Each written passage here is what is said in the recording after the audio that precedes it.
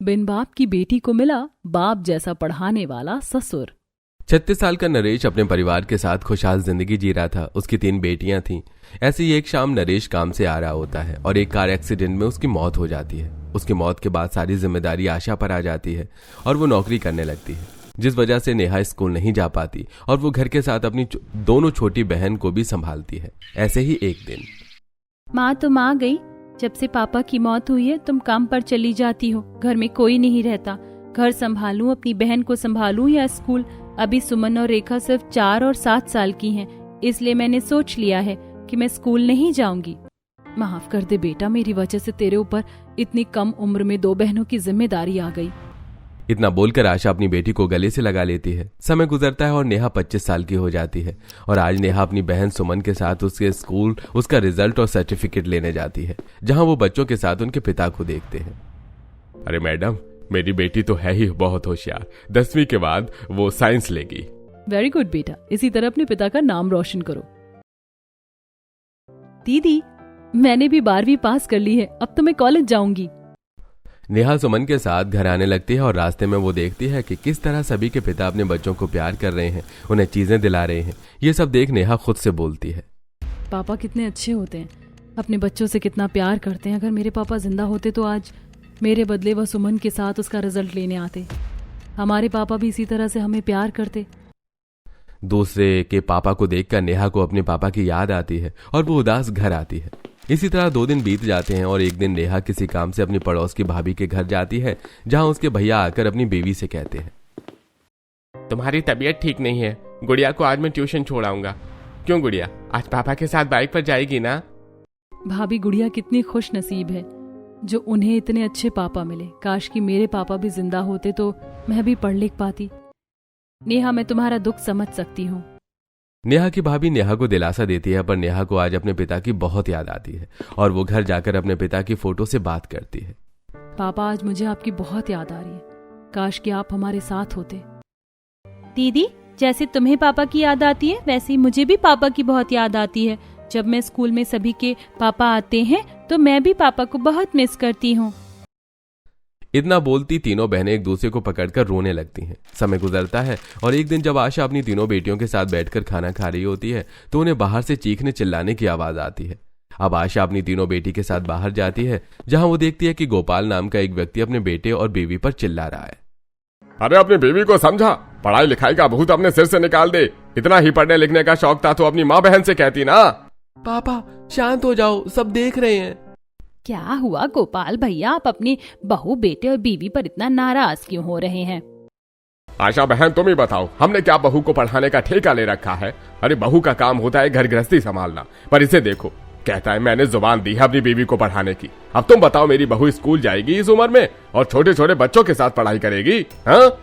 गोपाल का अपनी बहू के प्रति ऐसा रवैया देखकर नेहा घबरा जाती है। कुछ ही देर में गोपाल के घर का मामला शांत होता है और सभी अपने अपने घर आते हैं, जहां नेहा अपनी माँ से उनके ससुर के बारे में पूछती है। माँ, गोपाल अंकल तो कितने अच्छे हैं, उन्होंने अपनी बेटी को पढ़ने के लिए गांव से बाहर शहर के कॉलेज में भेजा और बहू को पढ़ाने के नाम पर इतना नाराज हो रहे। क्या ससुर ऐसे ही होते हैं? वैसे दादाजी कैसे थे आपके साथ? बेटा, जैसे सास माँ नहीं बन सकती वैसे ही ससुर कभी पिता नहीं बन सकता। सारे ससुर एक जैसे होते हैं, उनके लिए बहू और बेटी में जमीन आसमान का फर्क होता है। बेटी को पढ़ाएंगे पर बहू को नहीं, बेटी को बाहर भेजेंगे पर बहू को नहीं। तेरे दादाजी भी ऐसे ही थे, गोपाल अंकल से भी बुरे। थोड़ा सा घूंघट ऊपर हो जाए तो डांट देते, खाना समय पर ना बने तो नाराज हो जाते, और अगर बहू घर से बाहर चली गई तब तो पूछो ही मत। जब नेहा को यह पता चलता है कि ससुर का नेचर कैसा होता है तो वो ससुर को लेकर परेशान हो जाती है और इसी बीच नेहा की मौसी एक रिश्ता लेकर आती है। दीदी, हमारी नेहा बिन बाप की बेटी है, बड़ी मुश्किल से इतना अच्छा रिश्ता मिला। लड़का सिर्फ 2 भाई बहन है और सास भी नहीं है। मौसी, पर मुझे शादी नहीं करनी। अगर मैं शादी करके ससुराल जाऊंगी तो मैं किससे अपनी मन की बात कहूंगी? मेरी तो सास ही नहीं है और ससुर तो बहुत कड़क मिजाज के होते हैं। नेहा, तेरी माँ ने तुझे बड़े ही नाजों से पाला। एक विधवा औरत कैसे 3 बच्चों को पालती है वो सिर्फ वही जानती है। तेरे पीछे तेरी और 2 बहनें। अगर तू इतना सोचेगी तो तेरी दोनों बहनों की शादी कैसे होगी? तू क्या सारी जिंदगी अपनी माँ और बहन पर बोझ बनना चाहती है? अपने घर के हालात और मौसी की बातें सुनकर नेहा अपने दिमाग से पढ़ाई की बातें निकाल देती है और इस शादी के लिए हाँ कर देती है। कुछ ही दिनों में विनोद अपने बच्चों के साथ नेहा को देखने आता है। भाई साहब, मेरी बेटी की किस्मत अच्छी है जो आप लोगों ने उसे पसंद किया, पर मेरी बेटी पढ़ी लिखी नहीं है। अरे बहन, तो हमें कौन सा MBA पास लड़की चाहिए? हमें तो वो लड़की चाहिए जो घर गृहस्थी संभाल ले। मेरी एक बेटी भी है, मेरी बीवी नहीं है। मैं जानता हूँ और चाहता हूँ मेरी बहू मेरी बेटी को माँ का प्यार दे और अच्छे से घर संभाल ले। मुझे कौन सा अपनी बहू से नौकरी करवानी है? सारे ससुर एक जैसे होते हैं, मेरे ससुर की सोच भी वैसी है। अब मैं अपने ससुराल में किसे कहूँ कि मुझे पढ़ना है? अपने होने वाले ससुर की ऐसी बातें सुनकर नेहा अपनी पढ़ाई की इच्छा मन में ही दबा लेती है और विनोद रिश्ता पक्का करके चला जाता है। समय गुजरता है और बहुत जल्दी नेहा की शादी पंकज से हो जाती है। बहू तुम्हारी सास नहीं है, अब तुम ही इस घर की मालकिन हो। तुम्हें इस घर को संभालना है और हमें भी। कभी भी मन में कोई भी संकोच हो तो बेझिझक मुझे बताना, मैं तुम्हारा बाप जैसा ही हूँ। इतना बोलकर विनोद घर आई कुछ औरतों की मदद से अपने बहू का गृह प्रवेश करवाता है। अब नेहा पंकज के साथ अपने कमरे में जाती है तो वहीं घर आई कुछ औरतें विनोद से कहती हैं, भैया मुझे तो कल वापस जाना है, बहू आ गई है, बहू पर थोड़ी लगाम रखना, भाभी नहीं है, पता चले वो तुमसे तुम्हारा बेटा अलग कर दे, फिर हमारी काजल का क्या होगा? अरे बहना, नेहा बिन बाप की बेटी है, मैं उसे बाप से बढ़कर प्यार दूंगा। और अपने मायके में उसी ने अपनी दोनों बहन और घर की जिम्मेदारी संभाली थी। मुझे पूरा यकीन है वो मेरे घर को हमेशा जोड़ कर रखेगी। जहां विनोद को पूरा विश्वास था कि उसकी बहू उसका घर जोड़कर रखेगी, तो नेहा अपने कमरे में बैठकर अपने पिता की फोटो से बात करती है। पापा, आपके बिना मेरी शादी हो गई। अगर आप जिंदा होते तो आज आप मेरा कन्यादान करते। मैं जानता हूँ नेहा, शादी में तुमने सबसे ज्यादा अपने पिता को मिस किया होगा। मेरी भी माँ नहीं है, मैं भी हर पल अपनी माँ को याद करता हूँ। पर तुम फिक्र मत करो, मैं तुमसे वादा करता हूँ तुम्हें यहाँ कभी किसी भी चीज की कोई परेशानी नहीं होगी। पापा बहुत अच्छे हैं। पंकज नेहा के दुखों को समझता है और वो लोग आराम करते हैं। अगले दिन नेहा की पहली रसोई होती है और नेहा अकेले रसोई में काम कर रही होती है। तभी काजल और विनोद रसोई में आते हैं। बहू, मैं तुम्हारी खाना बनाने में मदद करवा देता हूँ। जब तुम्हारी सास जिंदा थी तो उसने मुझे काम दे रखा था, हफ्ते में 2 दिन खाना बनाने का। नहीं पापा जी, आप रहने दीजिए, मैं कर लूंगी। अब मैं आ गई हूँ। भाभी आप कितनी अच्छी हो। आपको पता है मेरी सारी दोस्त कहती थी कि भाभी बड़ी बुरी होती, पर आपको देखकर मुझे नहीं लगता कि भाभी बुरी होती हैं। इतना बोलकर काजल नेहा को गले से लगा लेती है। नेहा को भी अपनी नंद का प्यार काफी अच्छा लगता है। कुछ देर में पूरा परिवार एक साथ खाना खाता है और विनोद नेहा के खाने की तारीफ करता है। इसी तरह कुछ दिन बीत जाते हैं और एक शाम काजल को घर आने में देरी हो जाती है और विनोद कभी सोफे पर बैठकर अपनी बेटी को फोन करता है तो कभी दरवाजे पर जाकर उसका इंतजार करता है। पापा जी खाना खा लीजिए, 9 बज गए, आपको दवाई भी खानी है, काजल आ जाएगी। बहू, मुझे अपनी बेटी की बहुत चिंता हो रही है। आज से पहले कॉलेज से आने में उसे इतना समय कभी नहीं लगा। वो मेरा फोन भी नहीं उठा रही है। पापा जी काजल से कितना प्यार करते हैं। नंद जी ने कहा था कि आज उन्हें आने में देरी हो सकती है, पर फिर भी पापा जी कितने बेचैन हो रहे हैं। अगर मेरे पापा आज जिंदा होते तो वो भी मेरे लिए ऐसे ही फिक्र करते। अगर मैं कभी लेट घर आती तो। नेहा ये सब कुछ सोच ही रही होती है कि तभी विनोद देखता है पंकज और काजल एक साथ घर आ रहे हैं। अच्छा हुआ पंकज जो तू अपनी बहन के साथ आ गया, पर तुम दोनों मिले कहाँ और इतना लेट कैसे हो गया? कॉलेज के बाद काजल अपने दोस्तों के साथ कैंटीन गई, फिर उसे पता चला कि कॉलेज में एग्जामिनेशन फीस भरनी है जो कि कैफे पर जाकर भरी जाएगी। तो वो कैफे गई तो पता चला कि फीस ऑनलाइन जानी है। काजल के अकाउंट में पैसे नहीं थे, बस इसीलिए देरी हो गई। बेटा, पॉकेट मनी खत्म होने से पहले बता दिया कर। और कितनी फीस लगेगी तेरी मुझे बता, मैं तुझे अभी ट्रांसफर करता हूँ। पापा परेशान मत होइए, भैया ने मेरी कॉलेज की फीस भर दी है। मैं कमरे में आराम करने जा रही हूँ, आप लोग खाना खा लेना। इतना बोलकर काजल अपने कमरे में सोने के लिए चली जाती है, जिसके बाद विनोद अपने बेटे बहू के साथ खाना खाता है। तो वहीं अपने नंद और ससुर के बीच का प्यार देखकर नेहा को अपने पिता की याद सताती है। समय गुजरता है और एक दिन पूरा परिवार घर में बैठकर कुछ गेम खेल रहे होते हैं। खुद को बड़ी तेज समझती है। चल बता, पानी की एक्सपायरी डेट होती है? ऑब्वियसली होती है।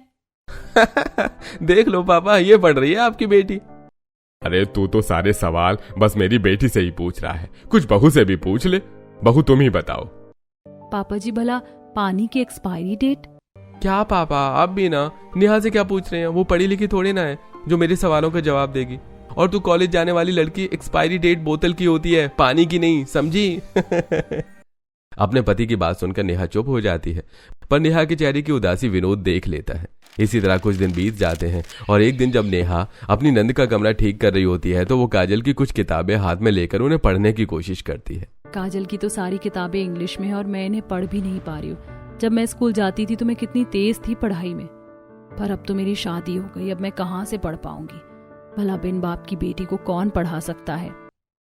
इतना बोलकर नेहा काजल की किताबें बुक सेल्फ में रख देती है, पर यह सब कुछ विनोद देख लेता है, पर नेहा से कुछ नहीं कहता। इसी तरह कुछ दिन बीत जाते हैं और एक दिन काम करते हुए नेहा फोन स्पीकर पर रखकर अपनी दोस्त से बात करती है।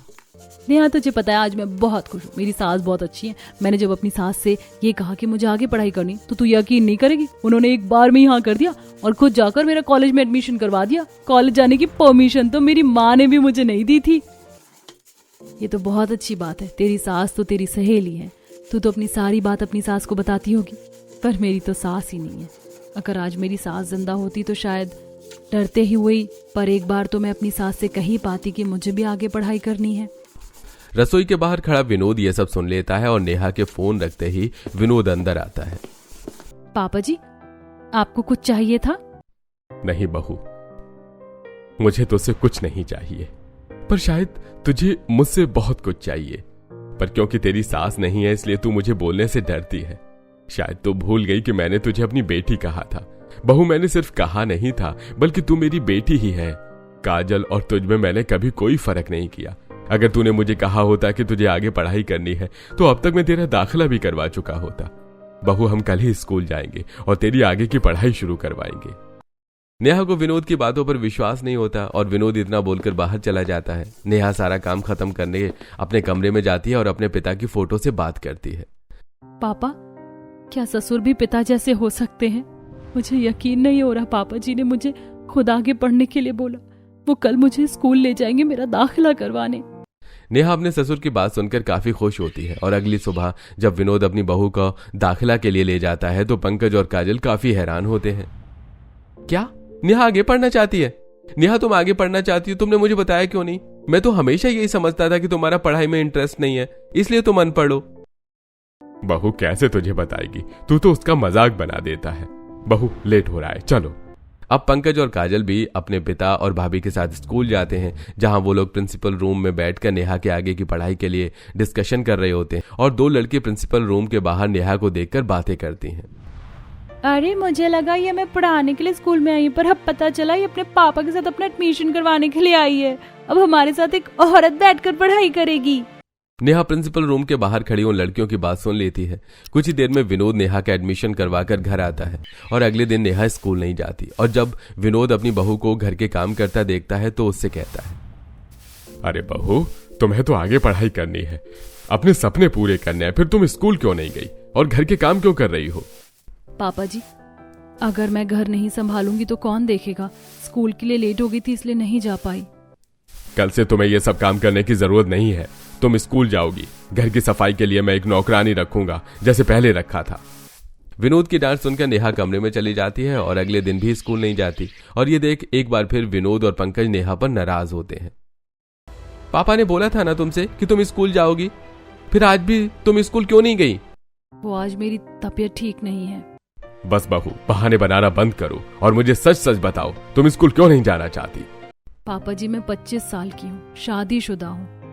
अब मेरा समय आ गया कि मैं अपने बच्चों को स्कूल भेजूं, ना कि खुद बच्चों के साथ बैठकर पढ़ाई करूं। हम जब एडमिशन करवाने के लिए गए थे तब बच्चे मुझ पर हंस रहे थे।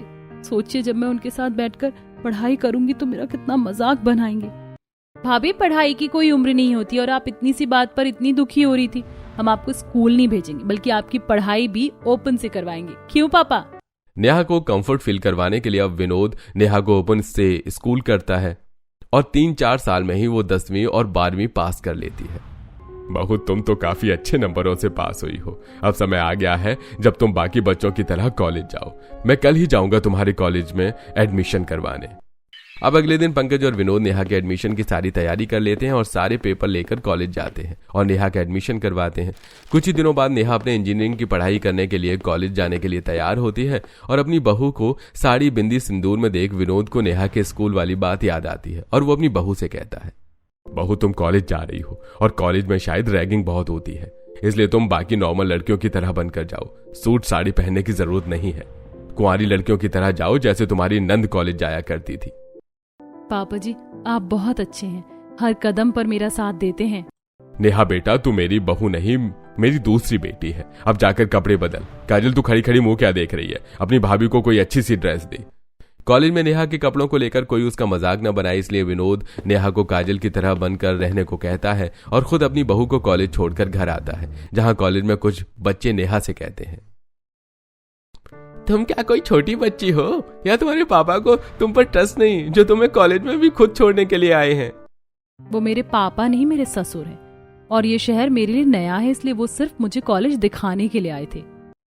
क्या तुम शादीशुदा हो? मैंने पहली बार देखा कि कोई ससुर अपनी बहू को कॉलेज तक छोड़ने के लिए आए। तुम्हारे ससुर तो बहुत अच्छे हैं।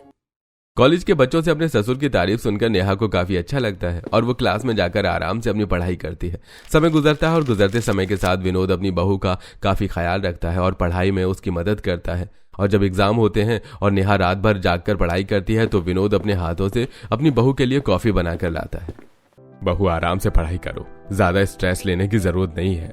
मुझे पूरी उम्मीद है तुम बहुत अच्छे नंबरों से पास होगी और इंजीनियर बनोगी। पापा जी आप नहीं जानते, पर आपने एक पिता होने का पूरा फर्ज निभाया। जब से मैं ससुराल आई हूँ आपने कभी भी मुझे मेरे पापा की कमी नहीं होने दी। वो सब तो ठीक है बहू, पर मुझे गुस्सा तो तेरे पति पर आता है। देख कैसे घोड़े बेचकर सो रहा है। कल मेरी बहू का एग्जाम है और इसे कोई फिक्र ही नहीं है। अपने बेटे को आराम करते सोता देख विनोद को बहुत गुस्सा आता है और अगले दिन नेहा एग्जाम के लिए लेट ना हो इसलिए विनोद खुद गाड़ी चलाकर अपनी बहू को कॉलेज छोड़कर आता है। समय गुजरता है और नेहा का कॉलेज पूरा हो जाता है और कॉलेज के आखिरी दिन विनोद अपने बेटे बेटी के साथ नेहा के कॉलेज जाता है, जहां वो अपनी बहू को स्टेज पर सम्मानित होते हुए देखता है और उसकी आंखों में आंसू होते हैं। मेरी बहू का सपना पूरा हुआ।